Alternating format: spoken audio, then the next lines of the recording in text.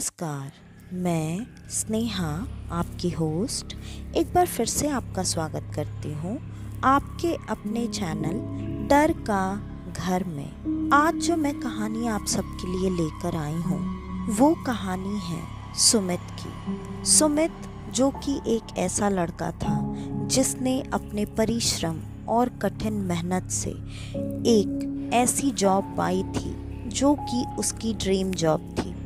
उसने अपने कई साल की मेहनत और पढ़ाई से आज जेलर की जॉब पा ली थी।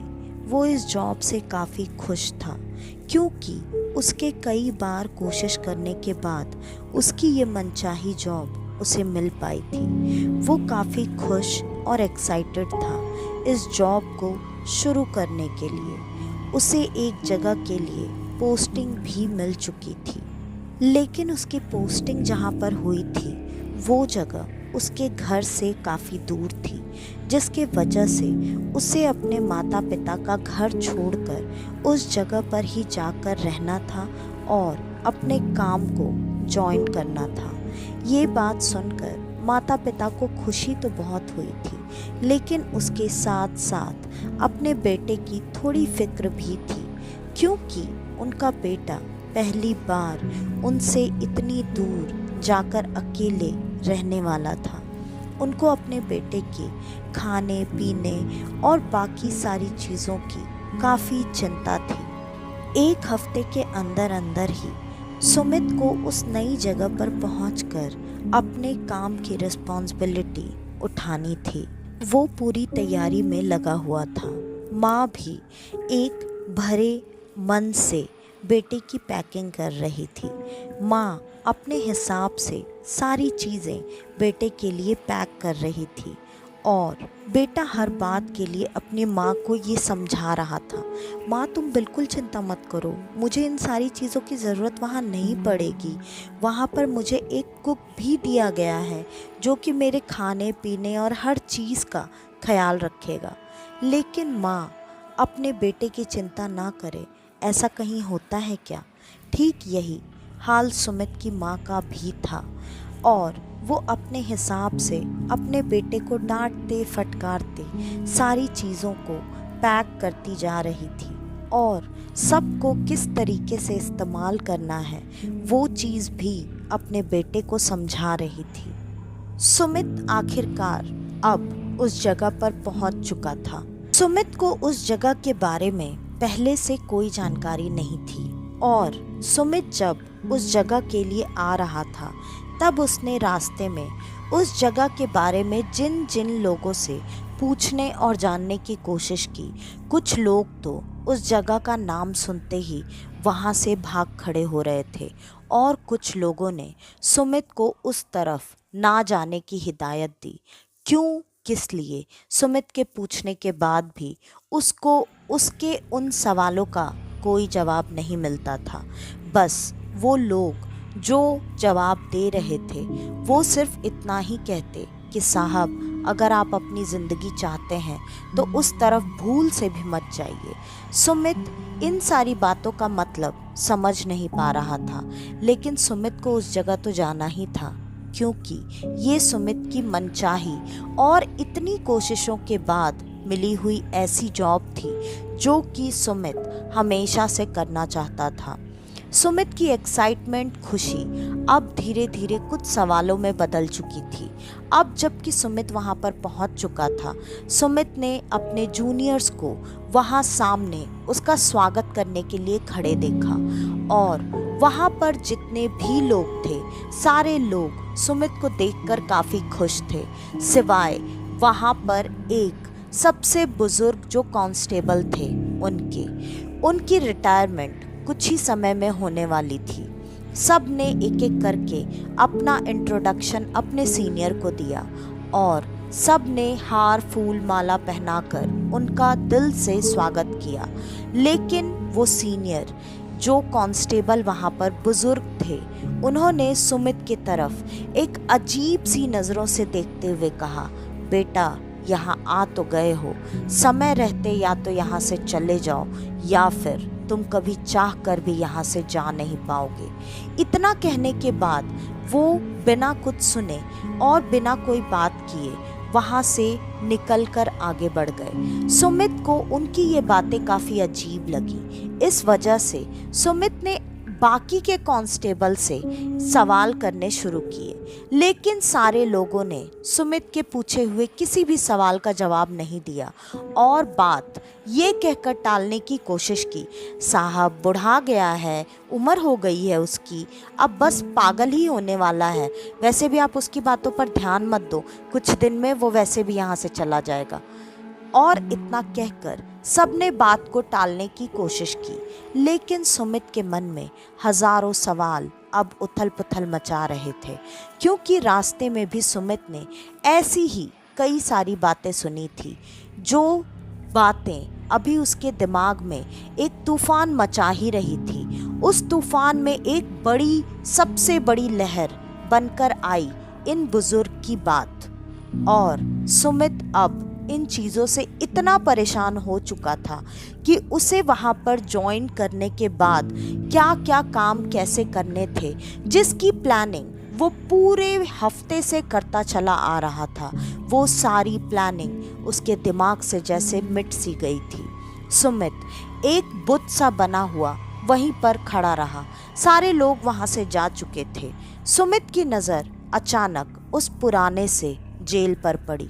सुमित चारों तरफ नजरें घुमाकर उस जेल को गौर से देख रहा था। जब सुमित उस जेल को देख रहा था, तब उसकी नज़र ऊपर के एक सेल पर पड़ी, जो कि बाहर की तरफ उसके बार्स थे। वही एक ऐसा जेल का खाना था जिसके बार्स बाहर की तरफ दिखाई दे रहे थे। ऐसा क्यों था, ये सवाल अब सुमित के मन में आया। सुमित वहाँ से बस अपनी नज़रें हटा ही रहा था कि तब तक अचानक उसे ऐसा दिखाई दिया जैसे जेलर के वर्दी में वहाँ पर कोई खड़ा है और वो ना में सर हिला रहा है। सुमित ने जब उसको देखा, तब सुमित ने तुरंत एक कांस्टेबल को आवाज़ देकर अपने पास बुलाया और उस तरफ हाथ दिखाकर उससे पूछने लगा, मेरे अलावा और भी कोई जेलर है क्या वहाँ पे? वो वहाँ पर कौन खड़ा है? कांस्टेबल की नज़र जब ऊपर की तरफ उठी, उसने वहाँ पर देखा, वहाँ कोई भी नहीं था। उसने तुरंत सुमित से कहा, कहाँ साहब, आप किसकी बात कर रहे हैं? वहाँ तो कोई नहीं है। फिर सुमित का दूसरा सवाल सामने आया कि सिर्फ एक वही जेल का ऐसा बार क्यों है जो कि बाहर की तरफ है, और वो ही सेल ऐसे क्यों बनाया गया है? इस सवाल का जवाब उस कांस्टेबल के पास नहीं था। उसने सुमित को ये जवाब दिया, साहब ये जेल तो काफ़ी पुरानी है और ये कैसे और क्यों बनाया गया है ये हमें क्या पता, ये जेल बनाने वाले ही जाने। सुमित को भी कहीं ना कहीं ये जवाब बिल्कुल सही लगा, इसलिए अब उसके मन में ये सवाल हट चुका था और सुमित चुपचाप उस कांस्टेबल के पीछे पीछे अंदर की तरफ जाने लगा। लेकिन बार बार उसकी नज़र उधर ही उठ रही थी, क्योंकि सुमित को पता था उसने वहाँ पर सच में किसी और जेलर को खड़ा देखा था, और ये भी कि वो उसे ना में सर हिलाकर किसी चीज़ के लिए मना कर रहा था। कौन था वो, और वो वहाँ से अचानक कहाँ चला गया? ये कुछ और सवाल अब सुमित के मन में जुड़ चुके थे। सारे कांस्टेबल्स में से एक कांस्टेबल ने सुमित को उसके रहने की जगह दिखाई और फिर उसे जेल के एक दौरे पर लेकर चला गया और सुमित को जेल के बारे में सारी बातें समझाने लगा। किस तरफ के सेल में किस तरह के कैदी हैं और दूसरे तरफ के सेल में किस तरह के कैदी को बंद करना है। सारी चीज़ें सुमित को काफ़ी अच्छी लग रही थी। वो इन सारी चीज़ों को सुनकर अभी काफ़ी एक्साइटेड और खुश था। लेकिन जेल के इस दौरे के दौरान उसकी नज़र एक ऐसे जगह पर पड़ी जहाँ पर वो कांस्टेबल सुमित को नहीं लेकर जा रहा था और वो उसे अब टर्न लेकर बाहर निकलने के लिए बता रहा था। सुमित ने सवाल किया, उस तरफ क्या है? आपने बताया नहीं, ना ही दिखाया, और हम इधर जा रहे हैं। इस पर उस कांस्टेबल ने जवाब दिया, साहब उस तरफ क्या है और क्या नहीं ये तो मुझे भी नहीं मालूम। हाँ, लेकिन इतना ज़रूर पता है उस तरफ किसी का भी जाना अलाउड नहीं है। सुमित ने तुरंत थोड़ा सा चिढ़ते हुए कहा, क्या मजाक कर रहे हो? जाना अलाउड नहीं है? मैं यहाँ का जेलर हूँ, मैं यहाँ के हर एक जगह पर जा सकता हूँ। इस पर उस कांस्टेबल ने सर को झुकाते हुए कहा, साहब यहाँ जेलर और कांस्टेबल वाली बात नहीं है। हमने उस हिस्से के बारे में कुछ अच्छी बातें नहीं सुनी हैं। इस पर सुमित ने तुरंत एक सवाल दाग दिया और पूछा, क्यों, क्या मतलब है तुम्हारा?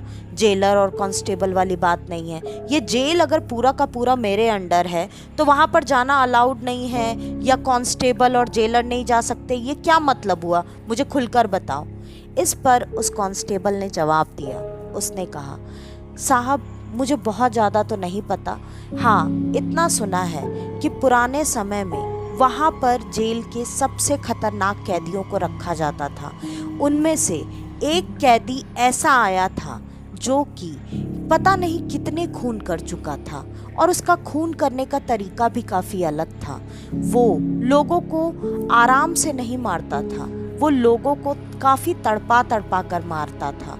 वो जिंदा में ही लोगों के शरीर के सारे हिस्से निकाल कर उनकी बलि दिया करता था और ये भी कहा जाता था कि वो उस वक्त का काफ़ी पहुंचा हुआ तांत्रिक था जिसके चर्चे यहाँ के 7-8 गांवों में थे।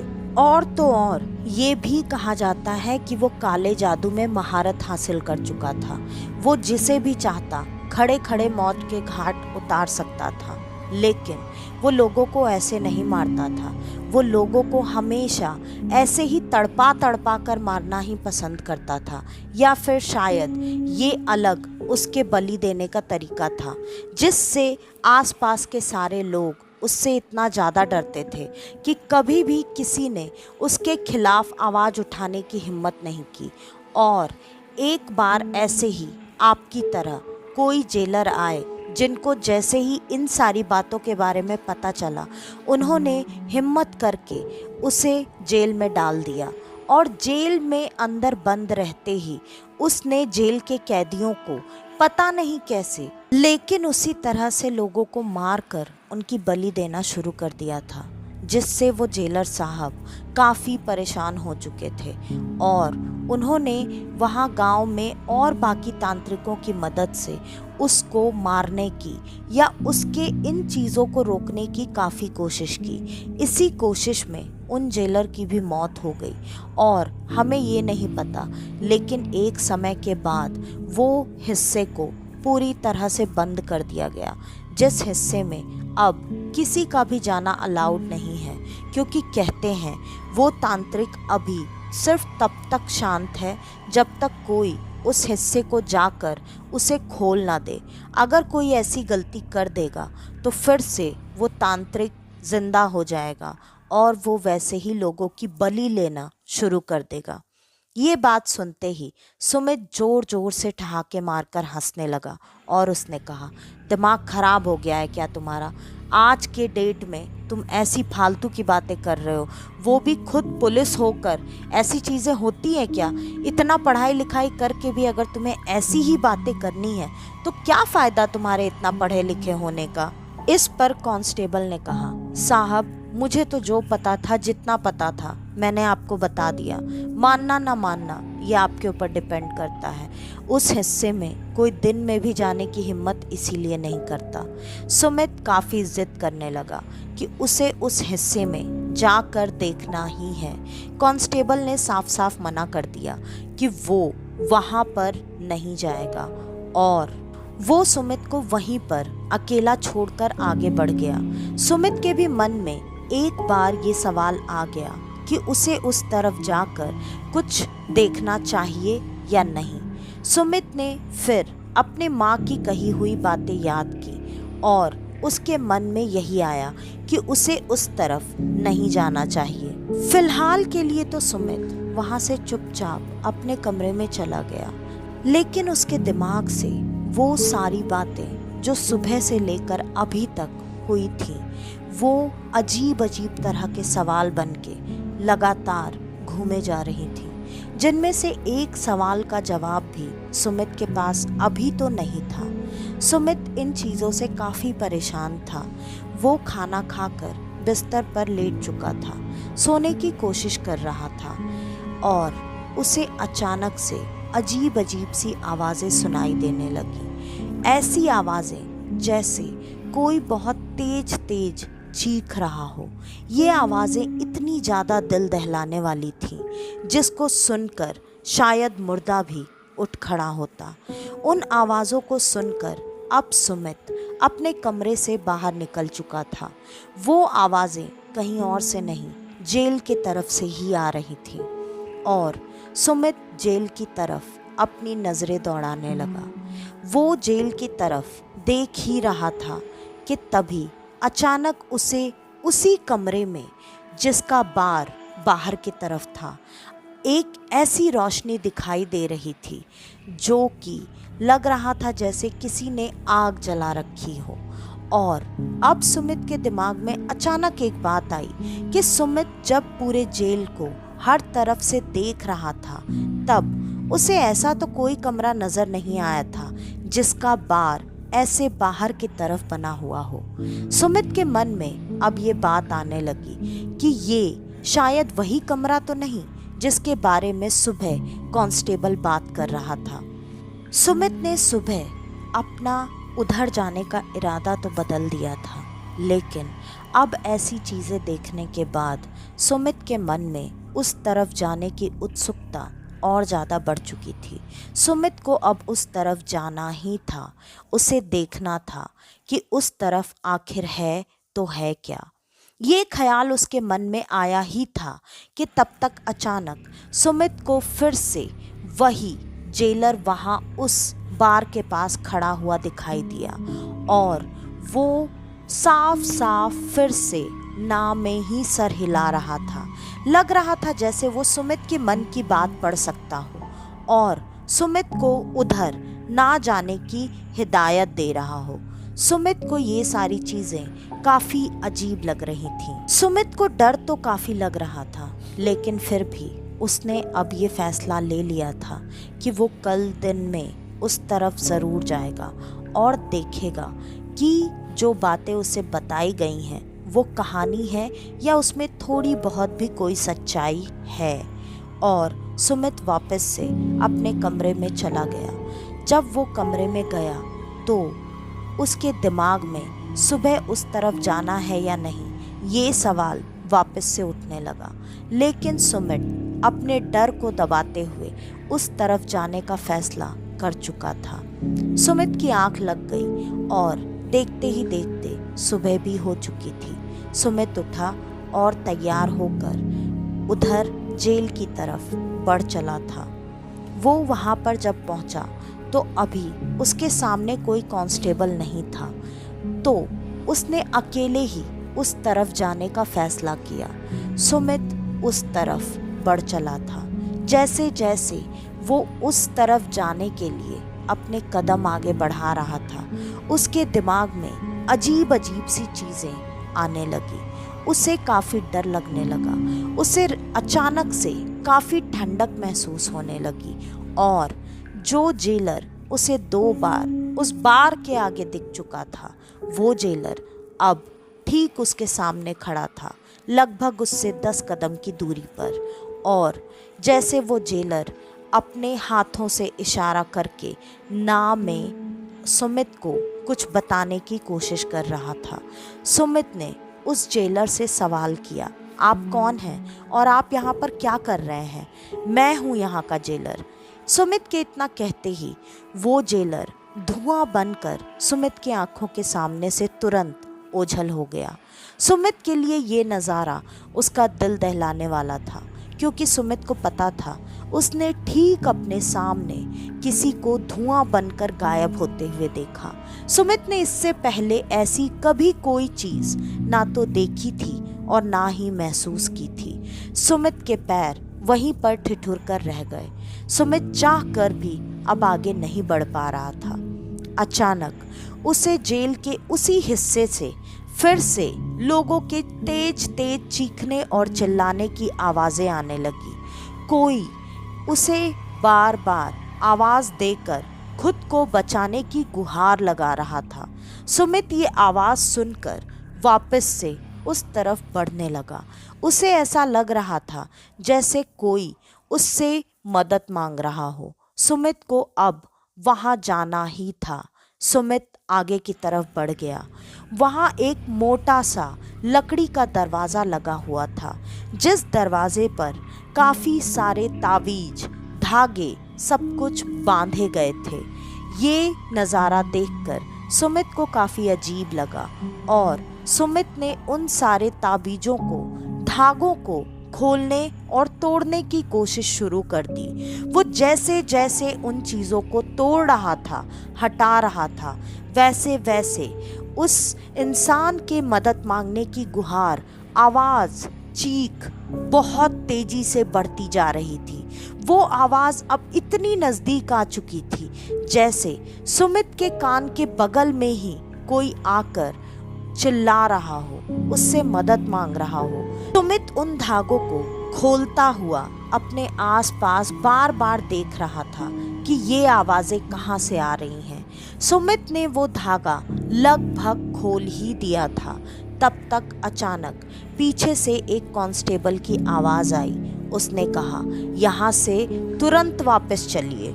और ये बात सुनकर जैसे ही सुमित ने पलट कर देखा, वहाँ पर वही बुजुर्ग कांस्टेबल खड़े थे जो कि सुमित को अजीब सी बात बोलकर पहले दिन उसके सामने से चले गए थे। तुरंत सुमित के नज़दीक आ गए और सुमित का हाथ पकड़कर यहाँ से खींच कर ले जाने लगे। उन्होंने सुमित पर चिल्लाते हुए कहा, आपका दिमाग तो नहीं खराब है साहब, आप क्या अनर्थ करने जा रहे थे? आपको पता भी है आपने उस दरवाजे को अगर गलती से भी खोल दिया तो क्या हो जाएगा? ये बात सुमित को अब जाननी ही थी कि क्या हो जाएगा। सुमित ने कहा, मैंने अभी उस दरवाजे को खोला नहीं है, लेकिन मैं खोलूँगा ज़रूर, और मुझे देखना है कि उस दरवाजे के पीछे आखिरकार है तो है क्या। ये बात सुनकर वो बूढ़ा कांस्टेबल और ज़्यादा चिढ़ते हुए सुमित को समझाने की कोशिश करने लगा। साहब, आप समझ नहीं रहे हैं। एक तो यहाँ पर आप 8 साल के बाद ऐसे जेलर हैं जिन्होंने पोस्टिंग ली है, और आप यहाँ पर आ तो गए हैं लेकिन आप जिंदा बचेंगे नहीं। आपको जो कल कहानी बताई गई थी वो सिर्फ कहानी नहीं है, वो सच्चाई है। और उस जेलर के बाद से इस जेल में 3 और जेलर आए थे, जो जेलर इस तरीके से मर गए कि उनकी मौत का कारण कभी किसी को समझ में नहीं आया। और उसके बाद से यहाँ पर कभी किसी जेलर को ना तो पोस्टिंग दी गई और ना ही कोई जेलर आने के लिए तैयार हुआ। आप पता नहीं कैसे यहाँ आ गए हैं, लेकिन अगर आ गए हैं और सही सलामत रहना चाहते हैं तो अब जेल के उस दिशा का रुख कभी मत कीजिएगा। ये सारी बातें सुमित को अब उस तरफ और जाने के लिए उत्सुक बना रही थी। ये बात सुमित ने उनके सामने बिल्कुल जाहिर नहीं की और सुमित चुपचाप उनकी सारी बातें सुनता रहा। सुमित आज पूरे दिन वहाँ अपने कुर्सी पर बैठा हुआ उसी तरफ जाने की फिराक में लगा हुआ था, लेकिन उसे पूरे दिन ये मौका नहीं मिला और सुमित का अब घर जाने का वक्त हो गया। सुमित अपने कमरे पर आ चुका था। उसका खाना बनाकर उसका कुक वहाँ से जा चुका था। सुमित ने खाना खाया और बिस्तर पर लेटकर आराम करने लगा। पूरे दिन की थकावट होने के वजह से सुमित को जल्दी ही नींद आ गई। रात के लगभग 12:30 बज रहे होंगे। अचानक सुमित के कान में फिर से वही आवाज़ें आने लगी, जैसे कोई तेज तेज चीख रहा हो। सुमित तुरंत उठकर बैठ चुका था और जैसे ही वो उठकर बैठा, उसे अब वो जेलर ठीक उसके दरवाजे के सामने खड़ा हुआ दिखाई दे रहा था। वो जेलर सुमित को एक अजीब सी नज़रों से घूर रहा था और अचानक उस जेलर के शरीर में जगह जगह छेद बनने लगे और उन छेदों से उसके सारे ऑर्गन्स सुमित के आंखों के सामने ही निकलने लगे। ये नज़ारा सुमित को अब इतना ज़्यादा डरा चुका था कि सुमित बहुत तेज तेज चिल्लाने लगा और बेहोश हो गया। जब सुमित को होश आया तो उसके सामने 3 कांस्टेबल खड़े थे। सुमित ने सारी बात उन कांस्टेबल्स को बता दी। उन तीनों कांस्टेबल में वो बूढ़ा कांस्टेबल भी शामिल था।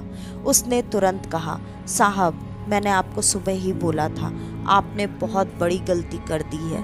और जैसा कि आप बता रहे हैं, अगर आपको सच में वो पुराने जेलर साहब दिख रहे हैं, इसका मतलब अब अगला नंबर आपका ही है। आपने उसे पता नहीं कैसे लेकिन आज़ाद कर दिया है और अब आपकी भलाई इसी में है कि आप ये जगह छोड़कर जल्दी से जल्दी यहाँ से चले जाएं। ये बात सुनकर सुमित को अब काफ़ी अजीब लगने लगा। सुमित काफ़ी डर चुका था। सुमित अब करता भी तो क्या करता, क्योंकि उसको ये जॉब बहुत मुश्किलों के बाद मिली थी और तो और उसकी ये पहली पोस्टिंग थी। उस पोस्टिंग को ऐसे छोड़कर भाग जाना ये सुमित चाह कर भी नहीं कर सकता था। और अब उसने ये सारी बातें अपनी माँ को फ़ोन करके बता दी। उसकी माँ ने कहा, बेटा, वहाँ आसपास अगर कोई माता रानी का मंदिर हो तो वहाँ एक बार जाकर तू पंडित जी से बात कर ले। अगर सच में ऐसी कोई बात है या तेरे ऊपर ऐसी कोई विपदा आने वाली है तो वो कोई ना कोई रास्ता तुझे ज़रूर बता देंगे।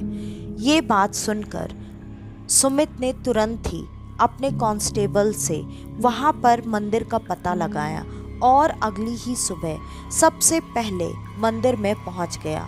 मंदिर में पहुँचते ही उसने जैसे ही पंडित जी को सारी बातें बताईं, पंडित जी ने तुरंत कहा, बेटा, इन सारी बातों के बारे में इस इलाके में शायद ही कोई ऐसा होगा जो नहीं जानता होगा। और अगर तुमने सच में अपने हाथों से उस दरवाजे को उस रक्षा सूत्र और ताबीज़ से अलग किया है तो ये तुम्हारे ज़िंदगी की सबसे बड़ी गलती होने वाली है। हमारे लिए अच्छा यही होगा कि तुम यहाँ से सच में वापस अपने घर चले जाओ। सुमित ने हाथ जोड़ते हुए कहा, पंडित जी, मुझे पता है, लेकिन अब मैं यहाँ से नहीं जा सकता। आप ही कुछ कीजिए, मेरी मदद कीजिए। पंडित जी ने कहा, बेटा, मैं इसमें तुम्हारी ज़्यादा कुछ मदद तो नहीं कर सकता। हाँ, ये ज़रूर है कि मैं तुम्हें एक माता रानी का रक्षा सूत्र बांध सकता हूँ। हो सकता है इससे तुम्हारी कुछ मदद हो जाए। तभी अचानक पंडित जी की नज़र सुमित के गले पर पड़ी और सुमित के गले में उसने माता रानी का एक लॉकेट देखा। फिर उसने कहा, ये लॉकेट तुम्हें कहाँ से मिला? सुमित ने बताया, उसकी माँ एक बार वैष्णो देवी गई थी और वहाँ पर उन्होंने माता रानी को चढ़ाया हुआ ये ताबीज मेरे लिए लाया था और तब से ये लॉकेट मेरे गले में ही है। इस पर पंडित जी ने कहा, बेटा, तेरे पास रक्षा कवच तो पहले से ही है, शायद इसीलिए तू कल की रात भी बचा रह गया, वरना जैसा कि तूने बताया है, तेरे आज़ाद करने के कुछ घंटों के अंदर ही तेरी मृत्यु हो जाती। इस पर सुमित ने कहा, पंडित जी, अब मैं क्या करूं? वो आत्माएं मेरे आसपास भटक रही हैं, वो जेलर भी मुझे दिखाई दे रहा है।